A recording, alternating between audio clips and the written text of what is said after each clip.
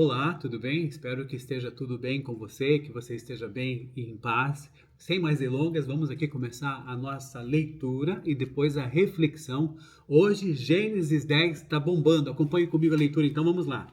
A origem dos povos. Este é o registro da descendência de Sem, Cã e Jafé, filhos de Noé. Os filhos deles nasceram depois do dilúvio. Os Jafetitas, esses foram os filhos de Jafé. Gomer, Magog, Madal, Javã, Tubal, Meseque e Tirás. Estes foram os filhos de Gomer, Askenaz, Rifate e Togarma. Estes foram os filhos de Javã, Elisá, Tarsis, Quitim e Rodanim. Deles procedem os povos marítimos, os quais se separaram em seu território, conforme a sua língua, cada um segundo os clãs de suas nações. Os Camitas. Estes foram os filhos de Cam, Cuxi, Misraim, Putê e Canaã.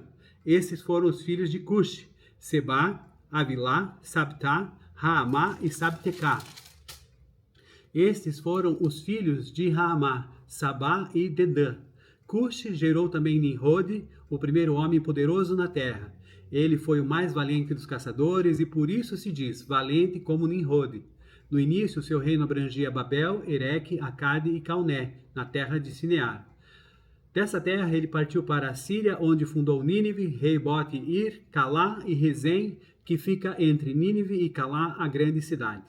Misraim gerou os Iuditas, os Anamitas, os Leabitas, os Naftuítas, os Patruzitas, os Casluítas, dos quais se originaram os filisteus, e os Caftoritas.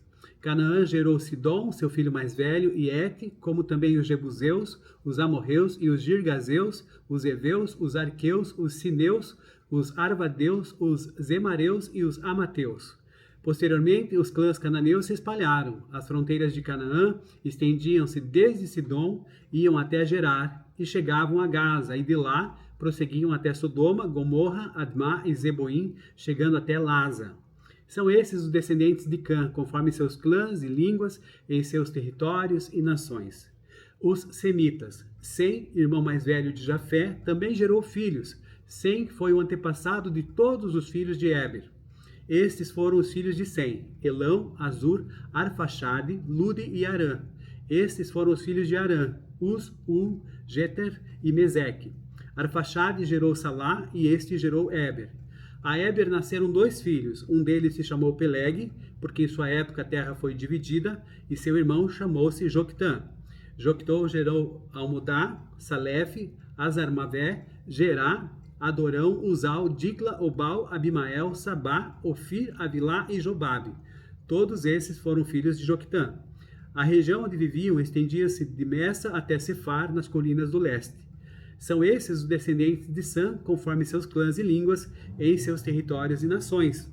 São esses os clãs dos filhos de Noé, distribuídos em suas nações, conforme a história da sua descendência. A partir deles, os povos se dispersaram pela terra depois do dilúvio.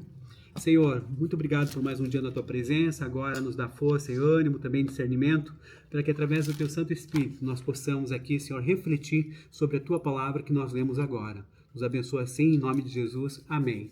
Amém. Depois de tantos nomes diferentes que você deve ter ouvido, até deu aí um trava-língua, né? Nós vamos aqui refletir então sobre Gênesis 10, que é frequentemente chamado então de tabela das nações. Vou explicar o motivo logo. Então, esse capítulo aqui é um capítulo fundamental para entender a transição da narrativa bíblica de uma única família, Noé, para então diversidade de povos, línguas e territórios que formaram o mundo antigo através de seus filhos Sem, Cã e Jafé.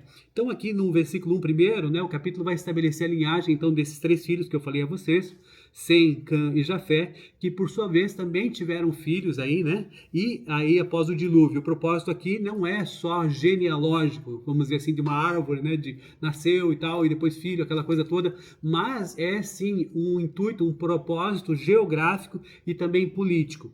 Bom, começamos então com a linhagem de Jafé e diz respeito aos povos marítimos aí dos versículos 2 até os 5. Então, os descendentes de Jafé geralmente são associados a esses povos que se espalharam então pelas regiões ali da Ásia Menor, da Europa e também pelas ilhas do Mediterrâneo. Então, aqui destaque para Gomer, Magog, Javá e Tubal, que são filhos de Jafé. Conclusão é que o texto enfatiza então que eles se dividiram então por seus clãs e nações e cada um com sua própria língua. Veja só, depois eu vou falar sobre a Torre de Babel, mas aqui a Bíblia ela tem uma outra forma de escrever, chamada prolepse, se não me falha a memória, que ela antecipa alguns resultados, e aqui, na verdade, a gente está vendo o que aconteceu depois do capítulo 11, que nós vamos trabalhar amanhã. Mas guarda isso com você, depois a gente vai bater um papo melhor.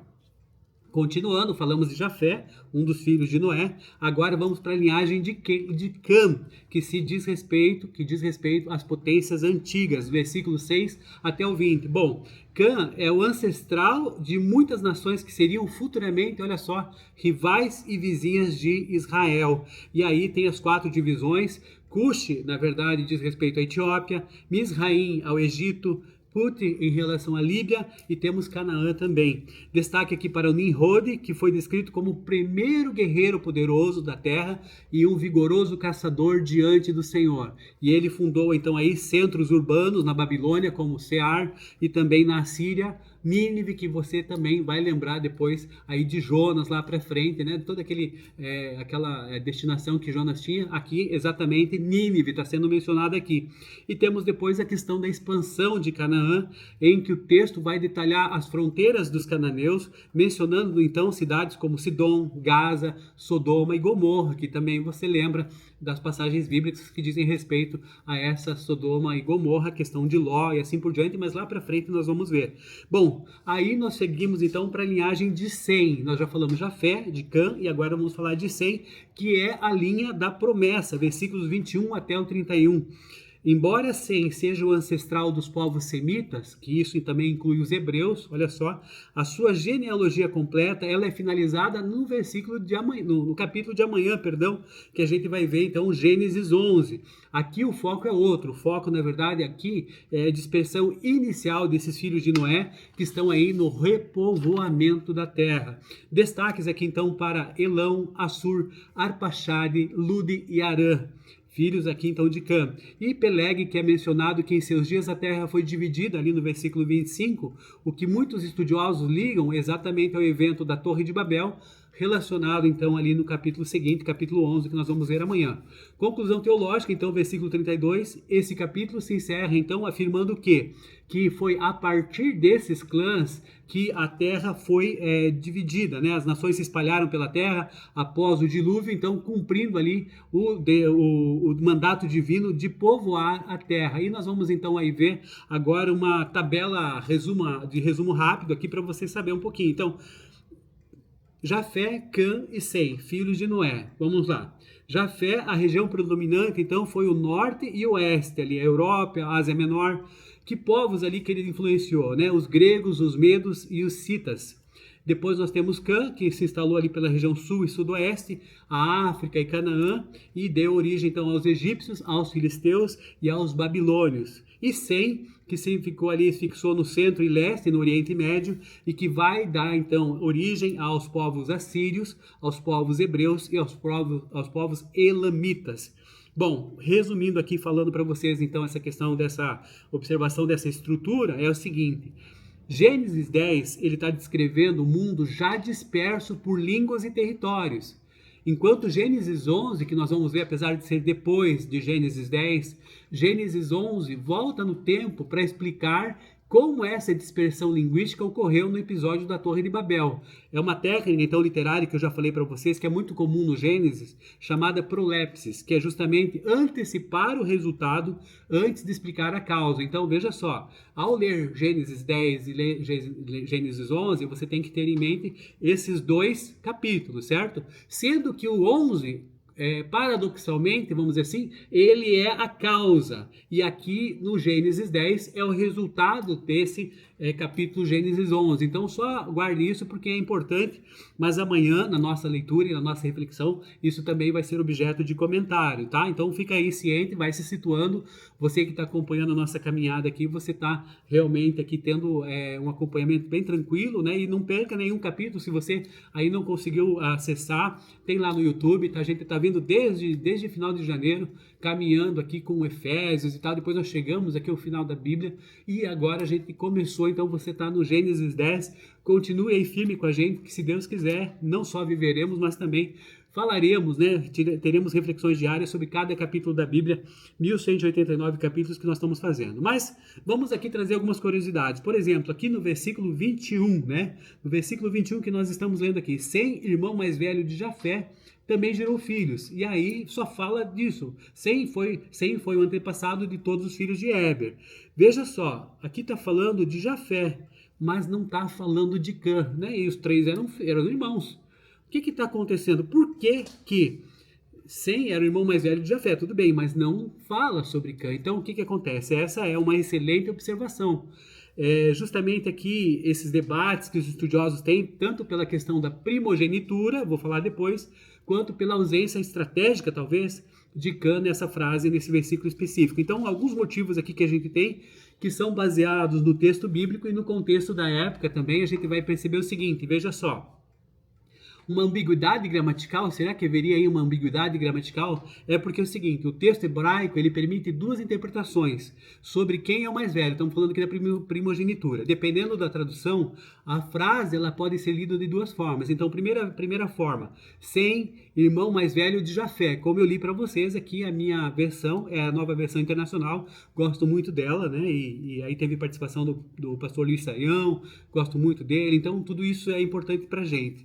Aí tem a outra interpretação, Sem, cujo irmão mais velho era Jafé, como tem também na Almeida Corrigida, Fiel, ou na King James, né, atualizada ali, na KJ atualizada, a Bíblia, né? Então, o que acontece? Aliás, deixa eu ter falado aqui do Café com Justiça, né? A gente está aqui no Café com Justiça, eu não tomei meu café ainda, então fique com a gente no café. Cafezinho quente e gostoso, Café com Justiça. Vamos lá. Muitos tradutores optam, então, por destacar essa relação entre Sem e Jafé para estabelecer uma hierarquia de honra, deixando Cã em uma categoria distinta devido aos eventos que aconteceram anteriormente. E aí a gente vai explicar por quê. A razão para que Cã não seja mencionado como irmão naquele momento é, de certa maneira, como eu falei, tem a ver com honra, tem a ver com o capítulo anterior, que em Gênesis ali 9, de 20 a 27, que nós trabalhamos e refletimos ontem, ocorre aquele episódio lá que Noé, ele se embriaga. E aí o que acontece? O Cã, ele vê a nudez do pai e expõe ele, enquanto Sem e Jafé, os outros dois irmãos, agem com reverência, cobrem os pais pelas costas, para não olharem a nudez dele. Então, ali depois, a consequência disso é que Noé, o pai deles, amaldiçoa amaldiçoa Canaã, que é filho de Cã, e aí abençoa especificamente Sem e Jafé. Então, o Cã, na verdade, fica com a maldição por conta dessa irreverência que ele teve com o pai, desse desrespeito. E aí tem a questão do vínculo de honra, porque ao chegar aqui no capítulo 10, que a gente está lendo, como eu li essa passagem para vocês, o texto bíblico, né, ele reforça a aliança entre os dois irmãos que agiram corretamente. De certa maneira, também Cã é isolado, até textualmente, como aquele que rompeu, de certa maneira, a honra familiar. Aí, talvez também pode ter essa questão do foco na linha da promessa. Nesse repovoamento da terra, o Sem é o ancestral dos semitas, digamos assim, que vão dar origem, então, ali, consequentemente, a Abraão e ao povo de Israel. E o versículo 21 introduz Sem, inclusive, com títulos de prestígio, né? Ele era pai de todos os filhos de Éber e também era o irmão do mais velho, ou de Jafé, na outra interpretação que nós demos. Então, mencionar o Cã ali, logo após ele ter sido pivô dessa maldição aí familiar, talvez diminuísse a introdução solene da imagem de Sem, que tanto a Bíblia quer preservar. Então, o texto foca no vínculo entre os dois irmãos que receberam a bênção patriarcal de Noé, mas não menciona, então, Cã, justamente por essa questão, vamos dizer assim, de que ele foi esse pivô dessa questão da maldição familiar ali. Então, na Bíblia, a ordem do nascimento, ela nem sempre corresponde à ordem da importância. Embora a ordem citada geralmente ali seja Sem, Cã e Jafé, há evidências de que Jafé possa ter sido o primogênito cronológico, mas é Sem que recebe a primazia teológica por ser o portador da linhagem messiânica. Cã é frequentemente chamado de o filho caçula. Você vai ver isso lá em Gênesis capítulo 9, versículo 24. E ao omiti-lo no versículo 21, o que é? O autor reforça essa questão de que a herança espiritual e a fraternidade de honra pertenciam àqueles que respeitaram ali a autoridade do pai, a autoridade de Noé. Bom, algumas outras curiosidades para você continuar aqui com a gente, nós temos mais alguns minutos aqui para conversar, mas é o seguinte, primeiro, se você contar os nomes dos descendentes de Sem, Cã e Jafé no capítulo 10, que nós aqui lemos, né, a gente vai ver o seguinte, a gente vai chegar, sabe em que número? Número 70. Então, nesse sentido, o que acontece? Na tradição bíblica e também na judaica, o número 70 ele representa a totalidade das nações do mundo. E olha só como tem isso a ver, procede, porque existe uma conexão com o Novo Testamento, por exemplo, quando Jesus envia lá aqueles 70 discípulos, lembra lá em Lucas 10? Então ele está simbolicamente enviando essa mensagem do reino para todas as nações listadas aqui em Gênesis 10. Olha só, Lucas 10, Gênesis 10. Até tem essa vinculação aí. De qualquer maneira, é isso, a missão integral que todo cristão tem de alcançar a genealogia de toda a humanidade. Então, olha só que interessante essa primeira curiosidade. Uma outra curiosidade é o seguinte, Nimrod é o primeiro globalista. Lá no versículo 8 até o 12 que eu li aqui, Nimrod vai ser falado dele de uma forma isolada. É porque ele é o primeiro a construir um império centralizado, como, por exemplo, Babel e Nínive. Lembra-se que eu falei de Jonas, que vai para essa cidade? Então, nesse sentido, o que acontece? Nimrod é frequentemente visto como uma questão entre a ética e o poder. Ele é um arquétipo de um governante, então é um modelo de um governante, olha só, que busca poder por meio da força e da autoglorificação. Quando fala assim, vigoroso caçador perante o Senhor, como está aqui no versículo, isso pode ser traduzido como uma oposição ao Senhor. Ele representa então o que? O Nimrod, a tentativa humana de organizar o mundo, mas sem ética divina nenhuma, o que prepara o cenário para o julgamento então da Torre de Babel, tá? Só para vocês saberem ali no versículo 11, no capítulo 11 que nós vamos ler amanhã. E depois a questão de Peleg, né, no versículo 25. O nome Peleg, ele significa divisão. E aí fala o texto, inclusive, que em seus dias a terra foi dividida. O que é isso? A interpretação geográfica ou a linguística? Enquanto alguns pensam que em derivação continental, a maioria dos teólogos concorda que se refere à divisão linguística e social que aconteceu lá em Babel, Gênesis 11. Gênesis 10... ele está nos mostrando o quê? O resultado dessas nações que foram espalhadas. Mas Gênesis 11 nos mostra justamente a causa, a confusão das línguas. E aí a gente tem a questão lá do mistério do Casluim e dos filisteus, em que é uma curiosidade interessante que o texto menciona que os filisteus descendem dos Casluítas, que são filhos de Cã e que ficam ali no Egito. Isso mostra que desde a tabela das nações que nós estamos lendo aqui, porque como a gente está falando aqui, Gênesis 10 é essa tabela das nações, né? A gente pode dizer dessa maneira. Então, nesse sentido, existe essa dificuldade aqui de que o autor bíblico está mapeando quem seriam os vizinhos e futuros opositores de Israel, fundamentando então essa história geopolítica que a gente vê em Juízes, em Samuel e também até na atualidade. Então olha só que interessante, todas essas questões tendo fundamentação lá atrás, né, para você perceber algumas coisas em termos de cosmovisão e da questão do mundo de uma maneira mais holística, uma maneira mais ampla, né? E a questão da antecipação dos Pentecostes. Para quem estuda então essa unidade cristã, que é o nosso caso, o Novo Testamento e o Antigo Testamento, eles se complementam. Gênesis 10 é o primeiro problema para qual o Pentecostes, lá de Atos 2, vem a ser a solução. Olha só, em Gênesis 10, que nós lemos aqui, e Gênesis 11, que vamos ler, a humanidade ela é dividida por línguas e territórios por causa do orgulho. E lá em Pentecostes, Novo Testamento, Atos 2, o que está acontecendo? As pessoas de todas essas mesmas regiões, que são aí os descendentes de Sem, de Cã e de Jafé, ouvem o evangelho em suas próprias línguas, unindo-se então o que foi dividido na tabela das nações. Olha só que bonito, né? Esse comparativo Antigo e Novo Testamento. E lembrando também que diferente de Gênesis 5, quando se lembra que a gente leu lá em Gênesis 5 que fulano morreu, nasceu, daí gerou fulano, viveu tantos anos e morreu. Fulano nasceu, gerou tanto, fulano, ciclano há tanto tempo e depois de tantos anos morreu. Lembram-se dessa questão? Até meio fúnebre, aquele ritmo estranho e fúnebre que a gente leu? Então, Gênesis 10 foca, então, agora diferente, não mais em pessoas, mas sim em cidades.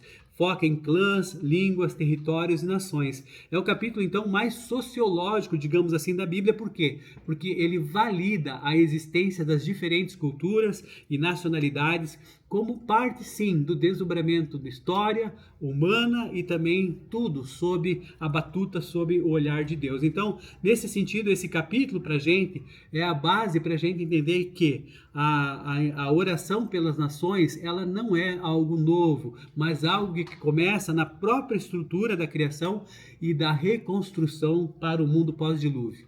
E chegando no nosso final aqui, qual que é o meu desafio, qual que é o seu desafio para a reflexão de hoje? Vou dizer para você. Então é o seguinte, Gênesis 10 valida que Deus se importa com as famílias, se importa com clãs, línguas e territórios específicos. Então, no seu convívio hoje, meu irmão, minha irmã, que você está aqui na audiência, né, vendo e assistindo aqui comigo, ouvindo, eu queria que você fizesse um esforço consciente para você ouvir e validar a perspectiva de alguém que pensa muito diferente de você. Porque às vezes a gente tem dificuldade de aceitação disso, né? Mas de qualquer maneira, a pessoa pensa diferente na questão cultural, a pessoa pensa de você na questão política, principalmente. E aí o que acontece? A gente percebe que tem inúmeras divisões. Inúmeras divisões entre famílias, inúmeras divisões entre pessoas próximas, por conta de política. Agora nós estamos vendo também que pode existir uma perspectiva nesse sentido, porque as coisas começam a aflorar aí nesse momento, certo? O momento histórico que nós estamos vivendo.